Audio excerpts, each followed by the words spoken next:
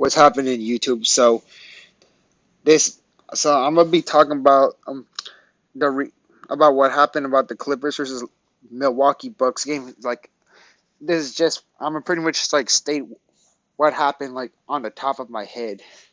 So basically, like the Clippers, we actually did pretty good in like the first like pretty much the whole game until like the last like few minutes. So in the first half, Kawhi Leonard and Paul George, they were all like normal. They were nothing like nothing was like really irregular. Our players was making their shots. Kawhi Leonard was he was making shots in the mid range. Sorry for my if I stuttered. Pardon that because I'm still trying to. But I'll lead on a side note. Paul George, he was making his mid range that what he needs to do. Defense was good. Patrick Beverly, he struggled in the first half. He couldn't really make some threes, but his defense was still pretty good.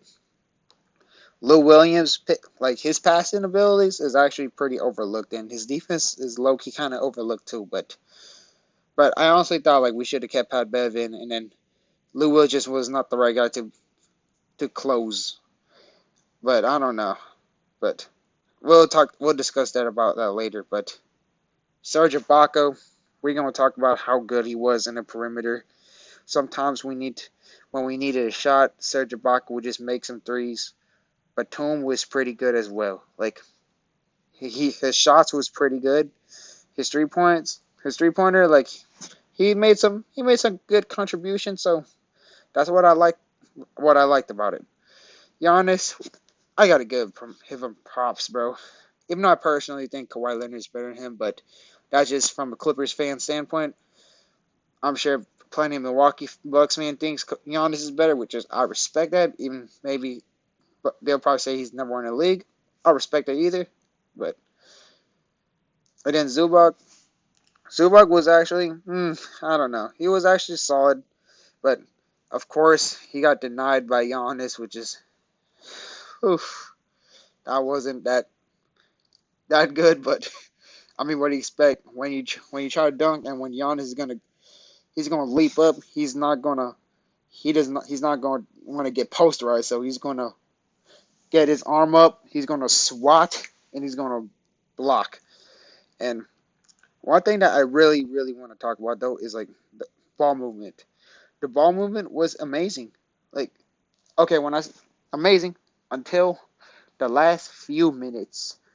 Like, like the last 4 minutes, we went like all like one-on-one mode, which is that was not that was like literally like Doc Rivers type Clippers. Like that is just not the right way how to win games. Like that's like kind of like like that would be like our Achilles heels. Like we need to move the ball around to improve during clutch times. Like simple, like and I'm sure like more fellow Clippers fans gonna be saying we need a point guard and all that stuff.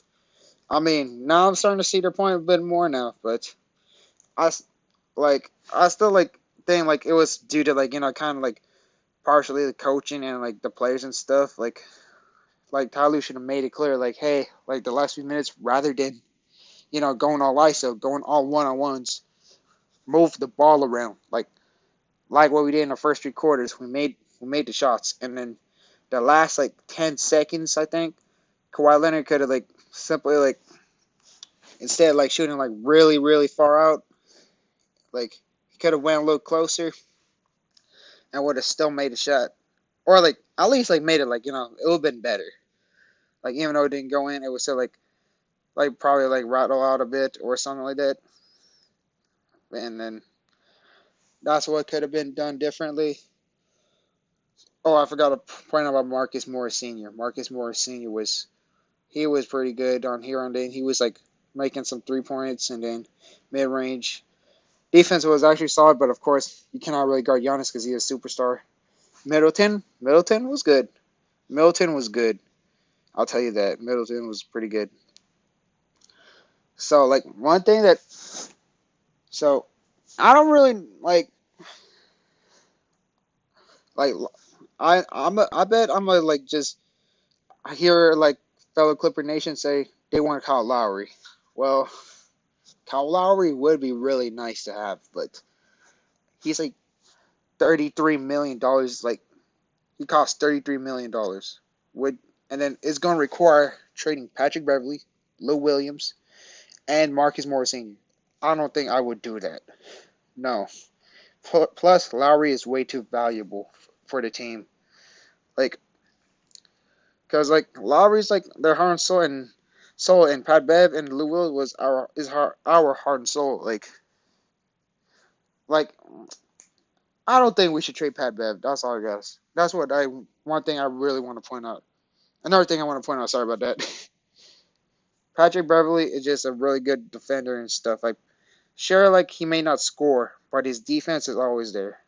Lou Williams, on the other hand, I I also highly advise like I would like hesitate on trading him, but if we really need to trade him, then like for like a really like a big upgrade, then I wouldn't mind doing it too. Patrick Beverly, I would most like 95% of the time not trade him unless if it's for Lowry or a Brogdon or a John Collins or any like rising stars.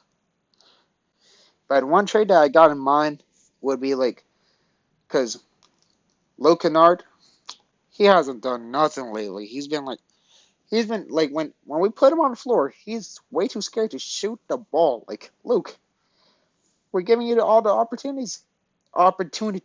Shoot the ball. So I would say trade Luke Kennard for George Hill from the Oklahoma City Thunders because the Thunders like they don't really have much use in George Hill. He's like aging and he's more a type of guy that would play for the Contenders, and then Luke Kennard is a young guy, so he could probably contribute with them. So Luke Kennard, Patrick Patterson to match, the money, and so we don't have to give up our core. So Luke Kennard, Reggie Jackson. I mean, yeah, Luke Kennard, Patrick Patterson, add in Reggie, I believe. Then maybe we could give him like some second round picks and then get George Hill back in return. Or I don't know how much his Bledsoe costs, but I think we could do that for Bledsoe too. That would work out good. So, but I still would not want to give up Pat Bev or not even Lou Williams, but I think that's my trade suggestions. But if any Clippers fan watching this, or anyone in general watching this video, thank you very much, and hopefully may like leave a comment and then like see if you agree with my takes or not, and may I'll probably have fun like discussing it with you guys. Thank you very much. Have a great day. Let's hope we beat the Boston Celtics on Tuesday. Also, sorry for my stuttering because I need to try to stop doing that.